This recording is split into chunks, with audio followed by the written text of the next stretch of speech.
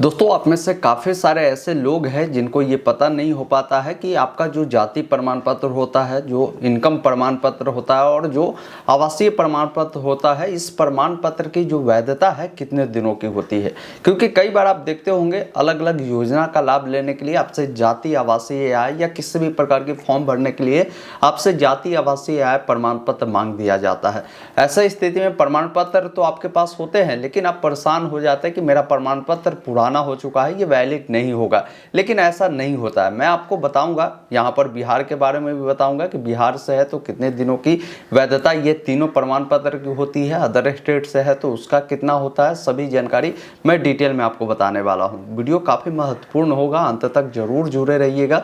Video अगर आपको पसंद आए तो इसे लाइक और वीडियो को अपने दोस्तों के साथ जरूर शेयर करिएगा, क्योंकि इस प्रकार की जानकारी बहुत सारे लोगों के पास नहीं हो पाता है और वो लगातार इस चीज़ों को लेकर परेशान होते हैं जब भी इसकी आवश्यकता पड़ती है। तो सबसे पहले समझिए कि जाति प्रमाण पत्र और आवासीय प्रमाण पत्र और जो इनकम प्रमाण पत्र है, इसका उपयोग आप कहाँ कहाँ करते हैं। देखिए, ये उपयोग अलग अलग कार्यों के लिए आप कर सकते हैं। जैसे कोई दस्तावेज आपको बनानी है तो उसमें भी आपसे ये मांग दिया जाता है, कोई सरकारी योजना का लाभ लेना उसमें भी मांग दिया जाता है, और कोई जॉब के लिए आपको अप्लाई करना है तो उसके लिए भी मांग दिया जाता है। अब बहुत सारे जगहों पर क्या है, जैसे जॉब के लिए अगर आप फॉर्म भरेंगे तो वहाँ पर नोटिफिकेशन उसका पढ़ेंगे तो उसमें आपको बता देगा कि ये जाति आवासीय आय जो है इतने साल पुराना नहीं होनी चाहिए। मतलब हो सकता है वो बता दे आपको 3 साल से अधिक पुराना नहीं हो, 1 साल से अधिक पुराना नहीं हो, ये सब बता दिया जाता है। लेकिन अगर वही किसी भी प्रकार के सरकारी योजना का बेनिफिट लेते हैं या कहीं कोई दस्तावेज बनाने के लिए इसका उपयोग करते हैं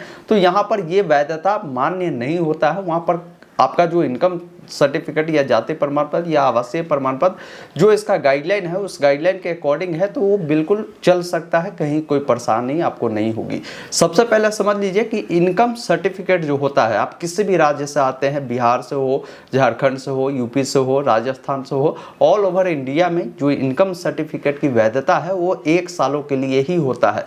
बगल में मैं आपको स्क्रीनशॉट भी लगा दूंगा, नीचे आपको ये जानकारी भी दे दी जाती है कि ये जो प्रमाण पत्र है आपका 1 सालों के लिए ही मान्य है। जैसे सपोज करिए कि ये जो इनकम सर्टिफिकेट है आज 1 जनवरी 2024 है, और मान लीजिए ये जो इनकम सर्टिफिकेट है आप अगले साल 1 जनवरी 2025 तक आप यूज कर सकते हैं, या उसके बाद आप 2 जनवरी 2025 को अगर यूज करेंगे तो ये इनकम सर्टिफिकेट आपका मान्य नहीं होगा।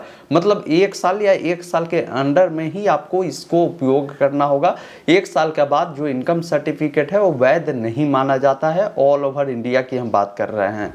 अब बात करते हैं ये जो आपका जाति प्रमाण पत्र होता है, इसकी वैधता कितनी होती है। तो अभी आप स्क्रीन पर भी मैं आपको इनकम एक जाति प्रमाण पत्र का जानकारी दे दूंगा। देखिए, बिहार में जो गाइडलाइन आई है कि जिन भी व्यक्ति का जाति प्रमाण पत्र 31 मार्च 2013 से पहले अगर मान लीजिए उनका ये जाति प्रमाण पत्र बना है तो वैलिड नहीं होगा।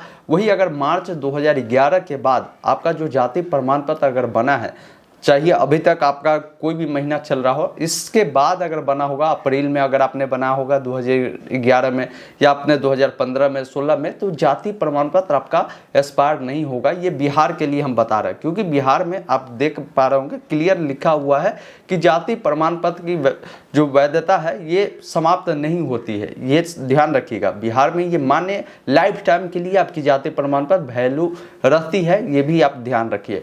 यहाँ पर काफ़ी सारे स्टेट ऐसे हैं, जैसे मान लीजिए आप झारखंड से आते हैं, यूपी से आते हैं, एमपी से आते हैं, राजस्थान से आते हैं, या बहुत सारे ऐसे स्टेट हैं जहाँ पर आपकी जो जाति प्रमाण पत्र है इसकी वैधता जो तय कर दी गई है कि ये 3 सालों के लिए ही उस स्टेट में मान्य होगा। 3 साल बाद आपको नया जाति प्रमाण पत्र बनाने होंगे। लेकिन बिहार में अगर किसी योजना में का लाभ लेने के लिए अगर आप यूज करते हैं तो अगर पुराना भी है, हमने बताया कि 2011 मार्च के बाद का अगर है तो आप इसका उपयोग कर सकते हैं। लेकिन यही किसी जॉब के लिए अगर आप अप्लाई करते हैं तो उनका नोटिफिकेशन के ऊपर वो डिपेंड करता है कि अगर वो कहीं पर भी वो डेट नहीं बताता है कि इतने पुराना नहीं होनी चाहिए, तो आप बिल्कुल ये जो जाति प्रमाण पत्र है लगा सकते हैं। अगर कहीं बता देता है कि 1 साल से अधिक पुराना नहीं होनी चाहिए तो फिर आपको करेंट का ही जाति प्रमाण पत्र बनाने होंगे, ध्यान रखिएगा। अब समझते हैं कि आपकी जो आवासीय प्रमाण पत्र है इसकी वैधता कितने दिनों की होती है। अभी आप बगल में देख भी पा रहे होंगे, यहाँ पर भी बताया इसकी कोई वैधता नहीं होती है। बिहार के लिए हम बता रहे हैं आपको।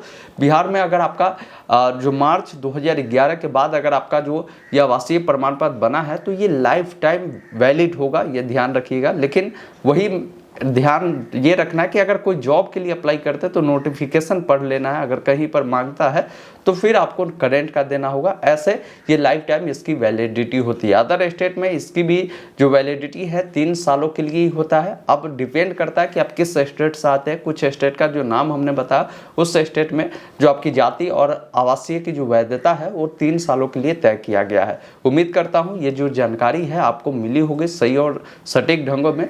तो आप इस वीडियो को अपने दोस्तों के साथ जरूर शेयर करिए। कहीं भी कोई डाउट है इसको लेकर आप कमेंट कर सकते हैं। अगला वीडियो अगर आपका कमेंट आता है तो मैं आपको बताऊंगा कि कैसे आप अपने मोबाइल फ़ोन के जरिए इस प्रमाण पत्र को बना सकते हैं। स्टेप बाय स्टेप मैं पूरी जानकारी आपको बताऊंगा। वीडियो देखने के लिए बहुत बहुत धन्यवाद।